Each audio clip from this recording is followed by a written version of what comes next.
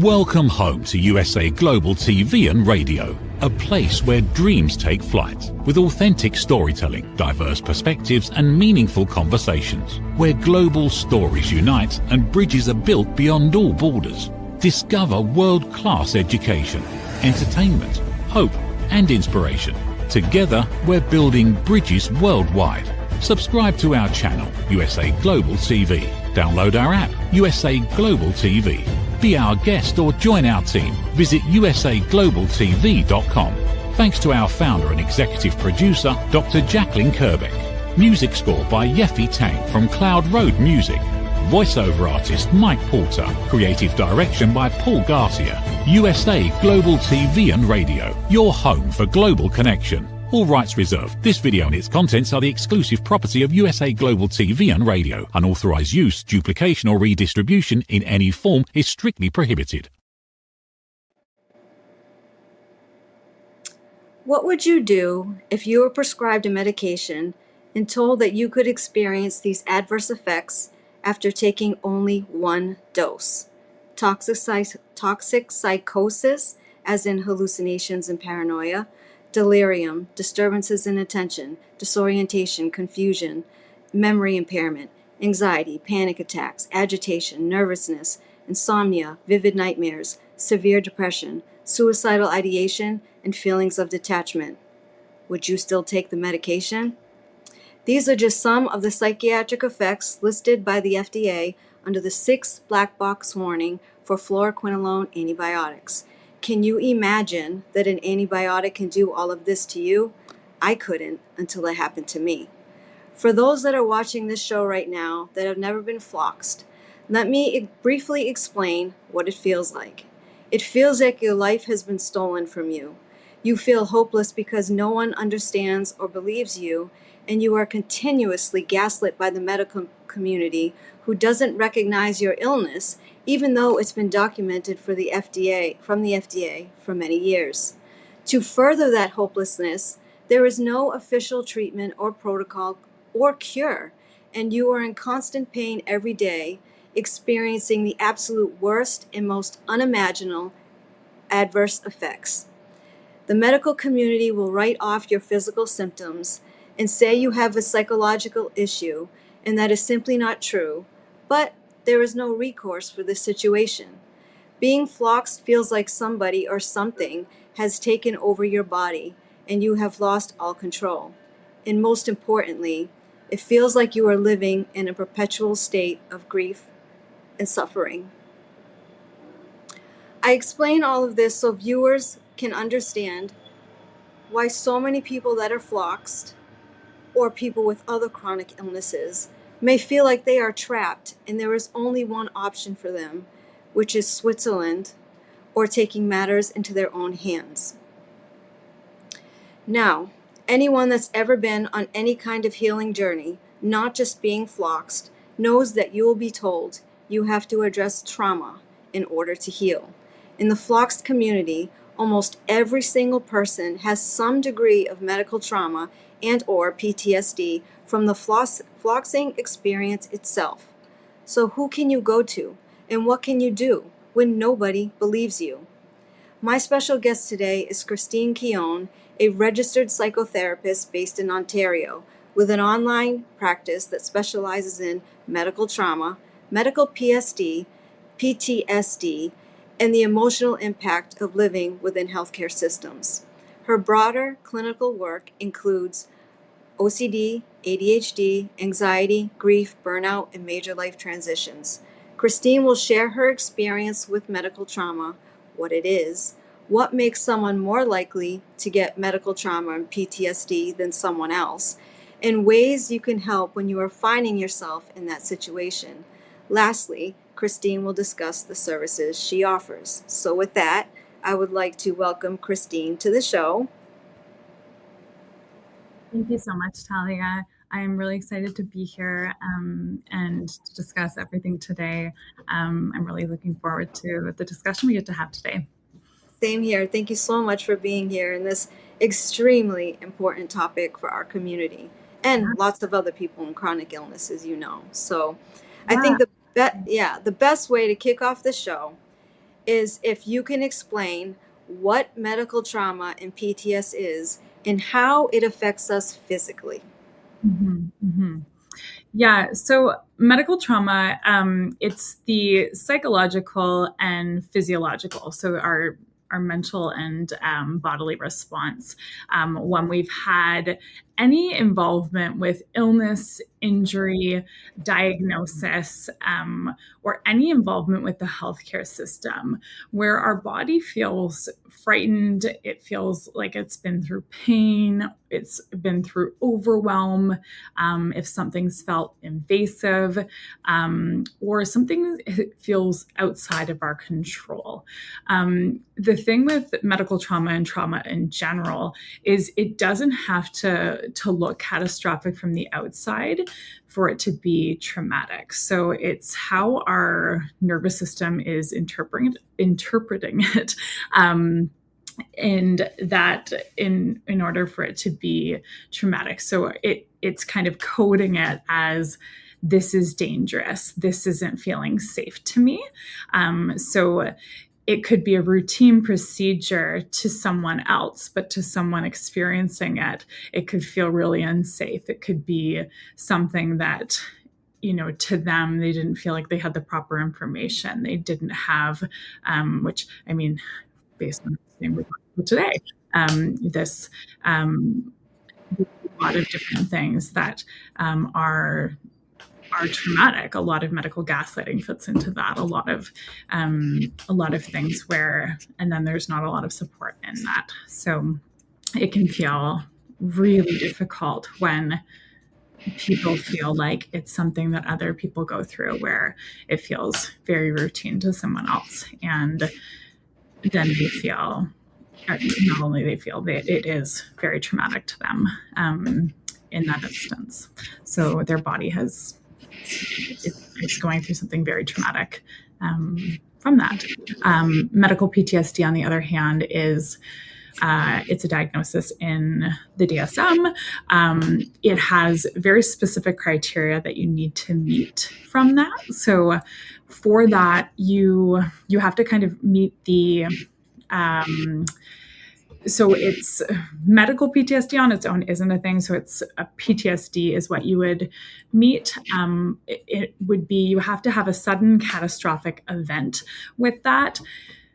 It's kind of, when we think of medical things, it can be a little bit controversial, because a lot of people, especially when we've been through medical gaslighting and things of that sort, it can be hard, because a lot of people who experience medical gaslighting will feel that they experience PTSD, but they will not have experienced what we call a Class A event, which is the sudden and catastrophic part of a PTSD diagnosis. So they wouldn't actually have a PTSD diagnosis. So they would fit into other parts of, there would be other diagnoses that they could fit under, but they wouldn't actually fit under a PTSD diagnosis. So you would need to fit into the 1122 classification, which is intrusion symptoms, avoidance symptoms, negative changes in thoughts and mood, and arousal and reactivity. So these are things like your nightmares, flashbacks, avoidance of appointments, avoidance of different things in that. It needs to last longer than a month, and it has to be, as I said, it has to be a sudden and catastrophic event. So there's a little bit of controversy with the DSM-5, because a lot of people, as I say, with medical experiences in particular, feel that they have experiences that are very big, but it's not to say if your experience is not, it has nothing to do with how big your experience is. We treat the symptom and not whether it fits into the DSM-5 or gains a label.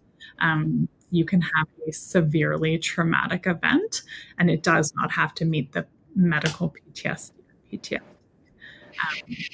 guidelines to be traumatic or not. So can you explain who is more likely to get medical trauma or PTSD? Yeah. So I did, I, I'm a little bit of a nerd, Talia, and I am too. It's okay. I I I did a bit of prep for this today, and what I did, I don't know if you're going to be able to see this. Um, I did. So I wanted to do a little bit of prep and kind of show people, and this is something that I talk about in my practice, and you're not going to be able to see the words on here, but what this is just to show you is you're not alone. If you are one of these people in one of these categories here of people who are maybe more predisposed to getting medical PTSD. And I will let you know, I have this attached on my Instagram, which you'll receive later. It's in my bio. I've attached my nerdy PowerPoint that I made. So you can get access to this. But I'm just going to read off some of these here because it's a lot of different people. So I know it can feel overwhelming, but it's also to show you that you're not alone in that. There are a good number of people that are on that list of people that are predisposed. So hopefully that can help people feel that they're not isolated in that experience. So on that list, it's people with previous mental health concerns, anyone who's been through a life-threatening or emergency medical event, people with negative healthcare interactions, those who are neurodivergent, who experience sensory overload or communication barriers with a loss of routine, people who've experienced medical racism, weight stigma, gender-based dismissal, ableism, or discrimination, parents witnessing their child's medical crisis, people experiencing ongoing threat, and those who must return to the same setting that their trauma occurred at, those who continue to have a lack of supportive people who understand their experience, poor social support and isolation, previous trauma or PTSD, those who face additional financial, work, or family stress, those who continue to feel blamed, ashamed, or responsible for what happened,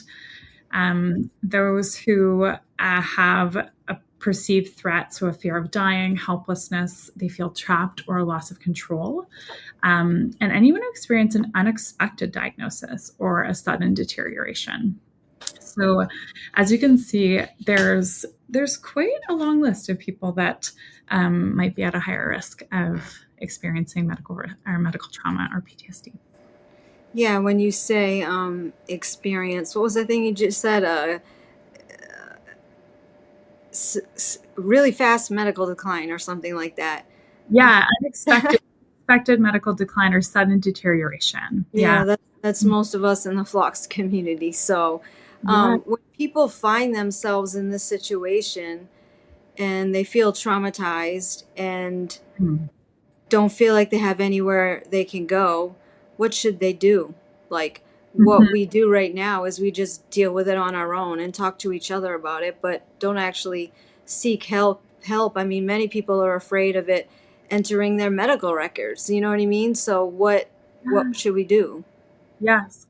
That's a really important question, right, Talia? I think, I mean, you hit on a really good point though. And that was actually one of the first things I was going to say is building your support systems. So you're not wrong in that first thing that you're doing, because one of the biggest factors of resilience is to build support, build people that understand. And you saw that on that list, right? A lack of supportive people who understand. And when we're facing medical trauma, we often are feeling isolated and feeling like, especially when, your life is changing in a way where oftentimes the things that you're able to do, perhaps your routine, all of the things that you love to do are changing. Those sorts of things, it can be difficult to find people that really understand what your life is like in this moment. So I think even connecting with people within a community of people who are experiencing what you're experiencing. So this is a prime example, maybe in the This Is Lost community, or finding people who are experiencing something similar, trying to reach out to people. People sometimes find it very frustrating in the communities that they have if they can't find people. So it might be taking the time to find people who actually do understand what it is that they are experiencing. So that would be my first thing. The second thing is to try to find, I know this is biased coming from a therapist, but trying to connect to some sort of mental health support. But again, I always say, as a therapist, trying to connect to community, I can't do that for you. I can't be your community, right? So they're two entirely separate things. So when you're looking for therapy, it's trying to find someone who can do work in different things like CBT for trauma, prolonged exposure therapy, EMDR work, or specifically works in medical trauma, things of that sort. The other thing I would look for, and these are things that you can start to do on your own, but when we're experiencing medical trauma, it's looking at your body is going to be constantly telling you, I'm still in a state of danger. I'm back in that moment. And it might not be all the time, but it's saying, I don't feel safe. I'm thrust back into this place of, I'm there. I'm there again. I don't feel safe. So trying to remind yourself and trying to give yourself reminders of, okay, how do I find a way to know that I'm safe? For every person experiencing medical trauma, there's going to be different triggers. And one of the things I would say is a big thing that comes up for a lot of people with medical trauma is avoidance will be a huge thing with those trigger points, because it's going to be very hard when triggers are coming up. And I'll give an example here. And a lot of the things, we want to take some time to understand our triggers. So I don't have too much time to go through this here, but I think this is an important thing to kind of get people thinking about, what might my triggers be? What could those be? So a big one that comes up in my office is, the scent of the hospital or the scent of a doctor's office. Something like that could be a particular trigger. So if we're looking at like that sort of thing, it might be like, okay, what are we doing if, we're having that trigger come up? So it's like we've got this trigger. We've got, we know, okay, I have this trigger wherever I am, and it's not only coming up when I go to the doctor's office, but I even have this trigger when I'm out and about. I'm having a great day. I smell the doctor's office, and it totally like makes my day terrible. One of the things that I do with that person is have them, it might be like, get a different scent and you carry it with you. So it might be like in their bag, in their purse, having something where you're like, okay, can you carry with you a hand cream? Can you carry with you a small perfume or something in your purse, depending on what gender we're working with? Something that they say, this is a sensory thing that I'm able to carry with me. When this comes up, first of all, notice, okay, I'm being triggered in this moment. The second thing, okay, orient yourself. Where am I? What day is it? What's around me? What's going on in this moment? Okay, what control do I have right now? Okay, this is what's happening around me. Then, like, taking the moment to like smell the scent that you can smell, rather than like the scent that you feel, that you smell. So it's like reorienting to that moment. And then what choice am I going to make from that moment? So giving yourself that choice to say, okay, now what am I going to do? So it gives yourself a pause. Okay, and now from here, what would I like to do? Okay, I'm giving myself a moment to move from there, and then I'm going to move on. So allowing ourselves to feel those triggers and then move from there allows us to help to orient to what's actually happening in that moment, and then allows us to move in a different direction to say, okay, this was happening then, but here's what's happening now. So if you can kind of identify some of the triggers for yourself, that helps you to move forward in a different direction. So, what would you say for people? Because I hear this a lot in our community, is that, you know, because of our, most of our psychological effects are because our GABA A receptors are damaged. So many people feel like that's out of their control, and they have this anxiety that just happens because that receptor is damaged.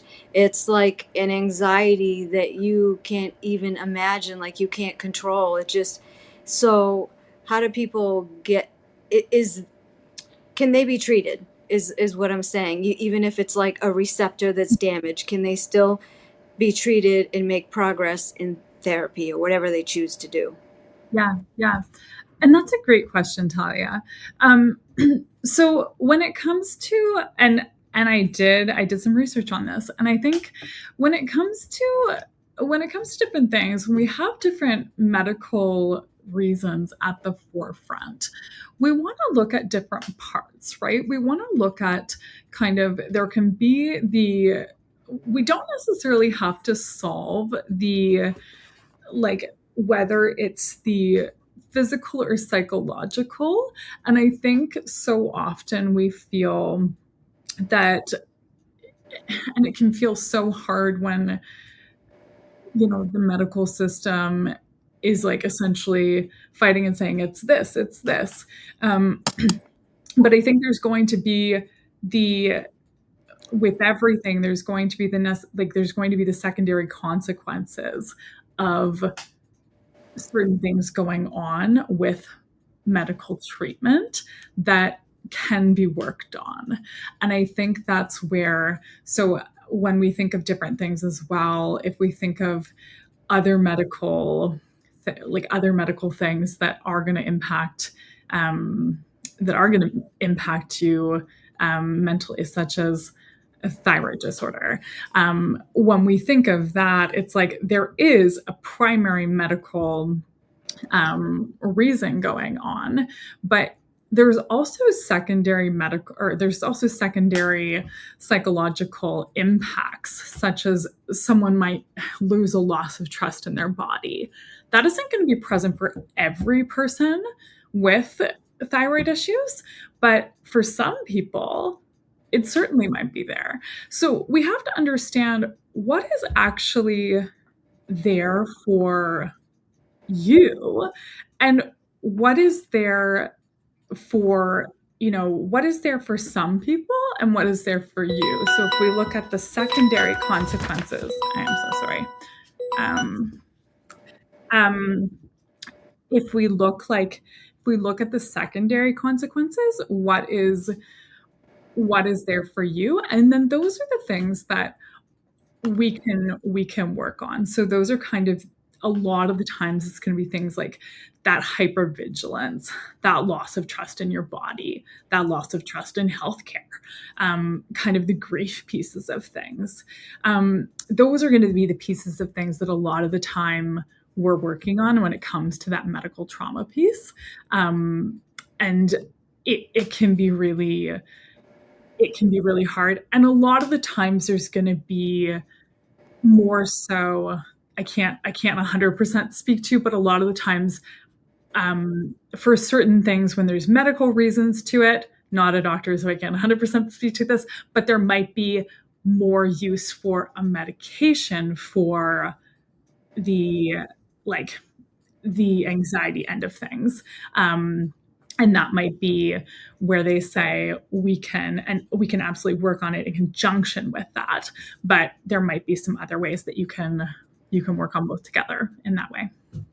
One of the things you just touched upon was grief, and that's something that our community experiences immensely, like the grief of our old life, the blaming ourselves for taking the medication when we trusted our doctors. So, in your experience, how can people get past grieving their old lives? I feel like if you're always grieving your old life, you're never going to be able to move forward. Is that actually possible? Yeah. And that's a wonderful question.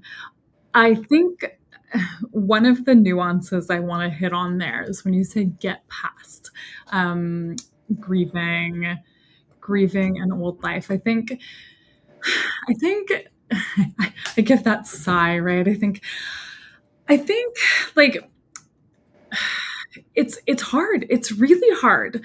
I think like grief is an ongoing process. I think if we enter grief thinking we're going to like tick that box and it's going to be done and we're going to accomplish it, the expectation we're holding with that, it can feel so, it can just feel so awful to feel like, ugh, we're just like sideswiped by it when it's right back. And that can feel almost like worse than the first out of it. It's like, I thought I did this already. I thought I was over that. But the thing with medical illness and medical grief and being able to piece together what that's going to look like, you're essentially you're always coming to terms again and again and again with something. And what I like to think about is it's like it's going to be there constantly, and it's not something we like, but it's like having that passenger there that you're like, okay, you're like you're like that kid that can sit at the back of the 7-seater van and you're like, you're not moving up. You were like always back there. Like, don't you dare try to like take a seat that's any closer. But like when the expectation is like, you are here, I feel like it makes it almost better to know that like, okay, I'm always somewhat like going to have a bit of this. And I think like when I work with grief, I think there's a bit of like one of the biggest things I think I work with, and like from my own experiences, my own experiences with medical trauma, one of the biggest things I think as a society and as people that we tend to do is we focus a lot on like we base our identity a lot on the things that we do. But I think when I work with people now, I think that often can be a really tough thing because, so sorry. What happens with that is instead of like when we do have our world change, when we have things coming up that can be really hard or really tough, or things change in a moment, what tends to happen in those moments is all of a sudden it feels like our identity is completely lost. I feel like, you know, it's like we tend to be like, I do these things. I am this person that does this, that does that. I am a runner. I climb mountains. I bike. I do this. I do that. But basing our identity around things we do can be really hard when all of a sudden those things can get taken away really quickly. So some things that I work on with people are being able to try to understand what is it about those things that actually make us who we are. So even if those things do shift, what is it about those things that we do like? So I had a moment in my life where I did have an identity shift and I did have a mountain accident and I wasn't able to do any of those things, but I realized I was still adventurous. I couldn't climb mountains anymore. I couldn't do anything. I couldn't, I shouldn't say I couldn't do anything, but I couldn't do the things I thought I based my life around anymore. And it it got me to think, I felt like, whoa, my identity is very different. And it really shifted a lot about who I was. And it was, I think, this moment of, whoa, okay, we really tend to introduce ourselves with this idea of, this is who I am. I am this person. But trying to figure out, is our identity based on a thing that we do, or is it more on, are you a creative person? Are you someone who, are you adventurous? Do you like spontaneity? How can you bring those things into who you are? And also recognizing that it's okay that our values do shift over time. So those are some of the things that I think it's absolutely possible for these things to shift. It's hard. It's not an easy thing, but it's being able to have some of those conversations with yourself to understand that, what are we basing our identity off of? What are those things that we've always believed about ourselves and believed about our future? How in our mind, how long have we planned out our future? What has that been based upon? And that's really taking some time to understand, a lot of those things about ourselves, a lot of self-reflection. So, one of the questions I wanted to ask too, which is really important, you don't have to really get into it, but if there's some organization or some place you send people, but for the people that feel like they literally only have one option left, and that is not to be here anymore. Yeah. What do you do with those folks? Do you recommend they go somewhere? Do you try to treat them? Because let's be honest, in this chronic illness, it's very hard to make people feel like they have a lot to live for when they're in constant pain. And, it's a very poor quality of life. So how do you keep people motivated or whatever to keep living? Yeah. And I think it's a really important question. I think one of the things that I think is most important, I think, well, first of all, I think when we're talking about suicide, I think we need to not be afraid to talk about suicide. I think we need to be upfront. If we think that someone is considering suicide, we need to be direct. We need to ask. So in those moments, first of all, we're going to be focused on the here, the now, the next 5 minutes. Sorry, I will let everyone know I have type 1 diabetes. My insulin sensor is going off. I apologize. I'm okay. We want to be focused on the here and now in those moments. The brain is not able to handle anything other than what is going on in that moment. So being able to talk about anything past that is not going to be making sense. So in that, also being direct. A lot of people fear asking if people are going to be considering suicide. They fear if they ask that question, it's going to give someone an idea. That's not true. So it's okay. It's more than okay. In fact, you should be asking if someone is going to be has that thought, has a plan, has anything around them to be considering that. So that is what I would be doing. I ask if there's any plan.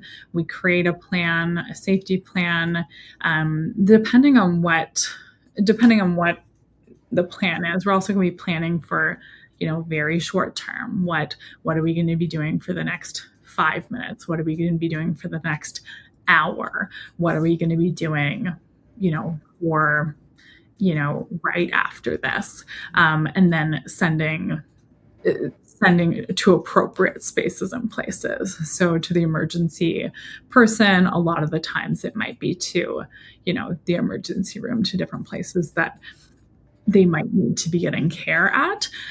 So depending on where the person needs to be going, but it all depends on what has been set up in the safety plan. A lot of the time it's going to be calling the emergency contact person that is on the file, and creating.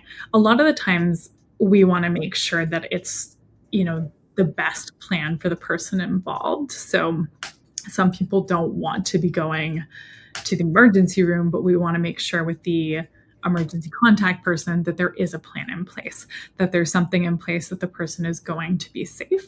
And that's always needs to be in order. If there's anything that does come up. So we create in-depth plans before anyone is leaving. We create a follow-up for when the client is going to be returning, and then also create supports for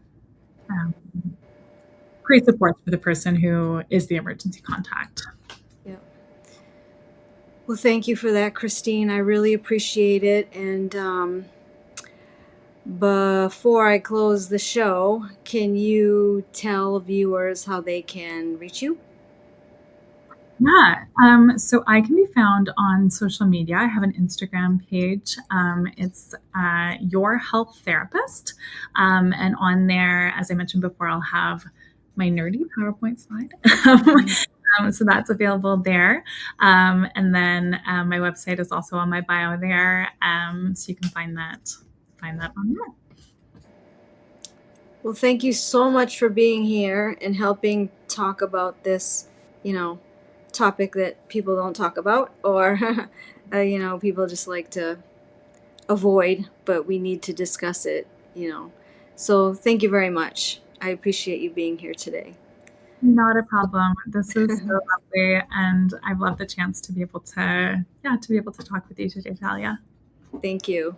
So I want to close out the show by saying thank you to Christine Keown for being here today. If you've learned anything from her, it's that there is hope for healing trauma. It takes a lot of inner work and time, and for some people, it may take longer to heal the psychological trauma than the actual physical damage. One thing to remember is just because you are experiencing psychiatric effects from a fluoroquinolone antibiotic does not mean you have a psychiatric illness. And if you have been unjustly diagnosed as such, I would plead you to try to have that removed from your medical records, or at least note your disagreement, because this is going to make all the difference in your journey going forward. Once you are labeled with a psychiatric illness, every single time you step into a doctor's office, hospital, emergency room, urgent care, they will always focus on your psychological symptoms instead of your physical symptoms, and you are unlikely to get the medical treatment or diagnostic testing you need, furthering this cycle of trauma and not having our needs met. Lastly, I would like to say our community last month lost another beloved Floxy, Ian Patrick Morris. The news of his passing rippled through the Fox community like a tsunami, as he touched so many lives and gave so many people hope. This episode is dedicated to Ian and all his loved ones, and I want to say, wherever you are, Ian, rest in peace. We miss you so much. That's all I have today. I'll see you all next month. Thank you. What if many of the problems we associate with aging are not random? What if there are identifiable causes behind declining energy, chronic disease, and memory problems? We have been told that aging is simply something we must accept, that slowing down is normal, that growing older means growing weaker. But what if that's only part of the story? Why do some people remain active and engaged well into their later years? Why do others struggle with disease, fatigue, and declining health? What is happening beneath the surface? What processes drive aging? In Aging Sucks, researcher, educator, and author Red O'Loughlin explores what researchers have discovered about why we grow older. No medical degree required, no confusing jargon, just clear explanations of what researchers have discovered about the processes that influence aging.